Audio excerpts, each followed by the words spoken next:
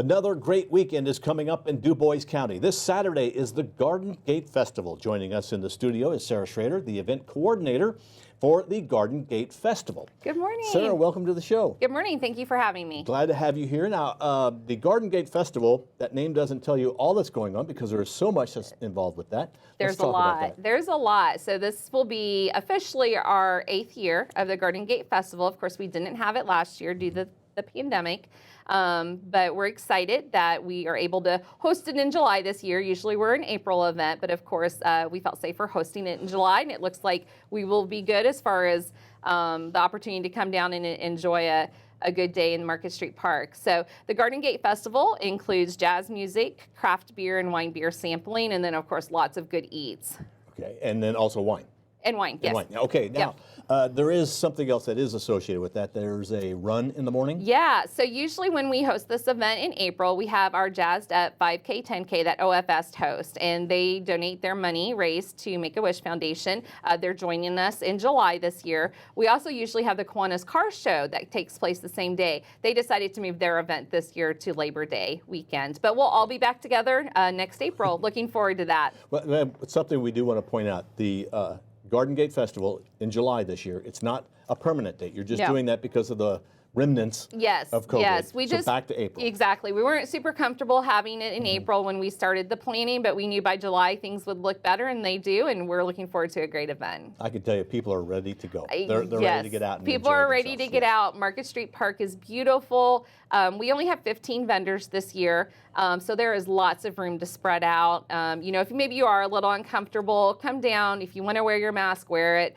Certainly it's not required, but we want people to come and feel safe and enjoy the day, and there's lots of room to spread out. Okay, now let's talk about the Garden Gate Festival, the jazz portion first, which is the music. The music. When does it start and who's performing? Our music goes from 2 p.m. to 8 p.m. Our opening act this year is a little bit different. She's not quite jazz, but we wanted someone local, and we really want to spotlight some local talent. And so we have Maddie Nykum joining us, and she's a little bit more coffee house, a little bit more folk, but she's going to jazz it up for us a little bit, and we're excited to have her this year. And she's our opening act, but then after that we have a full day of jazz musicians. We have Miles Twitty joining us. He is a well-known jazz artist up around the Cincinnati area. So he will be coming down. His middle name is Ellington, which I thought was interesting. Yeah. I think he has a long jazz history in his family. And then, of course, Wade Baker, who a lot of our people that have attended the fest in the past know Wade. He's been with us several times, always a great entertainment. And then our headliner this year is Honey Roy out of Evansville. And we're looking forward to having Honey Roy back. It's actually Roy Carter and his friends, and be up there on the main stage rocking it at the end of the night. And we want to point out that now that Market Street Park is open, just like it was 2 years ago, what a great facility for this, no matter what the weather. Yes, so we have our main stage, we'll have acts on it, but we'll also have acts on the back porch of the Old Town Hall. So we'll be able to constantly have music going without that break of having to set up. We'll just rotate stages. It works wonderful and great. So we're looking forward to that. People can bring down their lawn chairs, bring a blanket, sit in the grassy area. We don't allow pop-up tents or coolers, and please no pets, but feel free to bring a blanket, bring your chairs, and set up your little spot to listen to some great music. Now, what is the admission and what does it include? Our admission this year is $20. That's our sampling admission. That's the only admission that people can come in and get unlimited sampling of wine or craft beer, and they also get a wine or beer glass to choose from to use for the sampling. So, and a commemorative glass, and they get to keep that. So then we have a $5 general admission for those who aren't drinking or purchasing alcohol that just want to come and enjoy a great day of music. And then 17 under is free. Okay, and now let's talk about the wineries, and then we'll talk about the breweries. What wineries will be sampling? We have some great wineries this year. We have 6 of them. We have Patoka Lake Winery, Monkey Hollow, Ertl, Best, Windy Knoll, Windsor World. Everyone's favorites will be down there. We're looking forward to having all of them. We have 4 breweries with us this year. Super excited that Yard Goat Ales will be with us. So the newest brewery that's in historic downtown Huntingburg, right there on 4th Street, will be joining us this year. We have the Lighthouse Brewery from here in Jasper. We have St. Benedict's Brew Works, which is always a crowd favorite. I enjoy some Sister Mary Blonde every time I can get some, or Betty Blonde, I should say. And then the Du Bois County County Suds Club will be down there as well. And from what I hear, they're brewing up something that's purple. So that's exciting to come and try that. But they're a great addition. They're all home brewers, and they come down. It's a good opportunity to try some different types of brew. Now, if you get the $20, do you have to choose beer or wine? No, you can sample. So our booths are set up throughout the park. They're intermingled. We have nothing sectioned off, so you can enjoy wine, craft beer all day long. Okay, so if I understand it right, years ago you had to have wine separate from the beer. But that law has changed. That law has changed Okay, several years ago, so we don't have to have that sectioned off beer garden anymore. So we'll have a wine vendor, we'll have a beer vendor, a food vendor. It's all intermingled, all set up. What about food? We have some great food, and we are so excited to have Wood Capital Pizza, which is local. We're super excited to have them pull their truck down there this year. We have also the Jasper Dog House. We'll have his Wienermobile down there serving hot dogs. Gypsy Moon Nosh Wagon, which is a favorite. We have people that come just to get her pork belly nachos.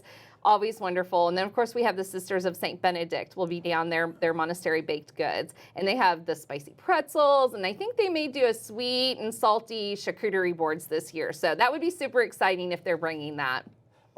It's so neat that you have such a mix of local and national acts, and local, almost all the beer and wine is local. Yes. And food that people will really enjoy. Yes. So the Du Bois County Chamber hosts this event. So it's, of course, very important to them to make sure that they're supporting local and small businesses as much as they can. So when we're seeking out our vendors, we're very much looking to support our local economy. So we have from our ice vendors to who does our T-shirts, our advertising, we're using local businesses as much as we can. And, of course, the Du Bois County Chamber is that's very important to make sure that this event supports the local economy.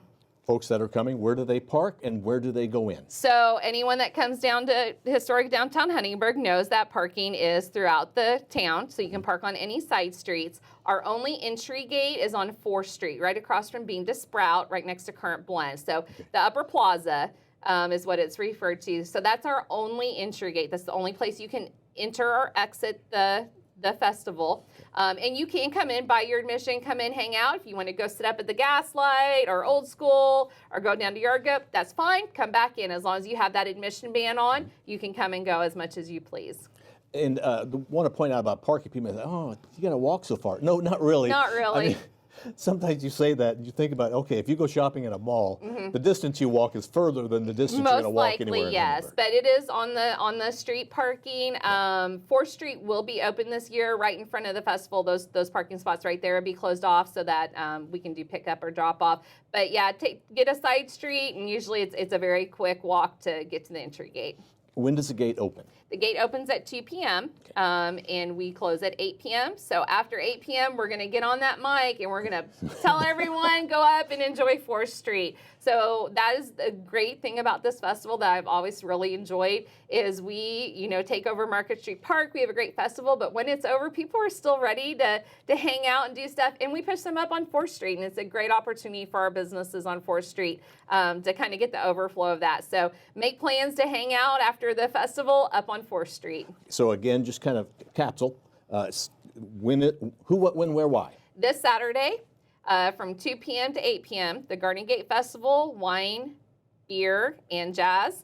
Unlimited sampling for $20. General admission is $5. Entry gates on 4th Street. And, of course, you can find us on Facebook or you can look at our website, gardengatefestival.com. Sara, thank you very much for coming in. Thank you for having me. Let's hope you have a great festival. Let's hope the weather works out. And even if it doesn't, it doesn't matter. We are rain and shine. That park can hold it. It's actually, we've had festivals in the rain there, and it's worked out really well. So it's rain or shine. It's what a benefit to Huntingburg to have Market Street We have that Park. beautiful pavilion, and the vendors will kind of be set up around it, but the pavilion itself will be empty with some picnic tables. So it's a great opportunity. If it happens to be a little bit nasty weather, you can come hang out under there. Not a worry. Yep. All right, so from 2 to 8 this Saturday, it's the Garden Gate Festival, jazz, beer, and wine. Sara, thank you for being our guest. Thank you for having me. Thank you for watching 18 WJTS. We hope to see you at the Garden Gate Festival.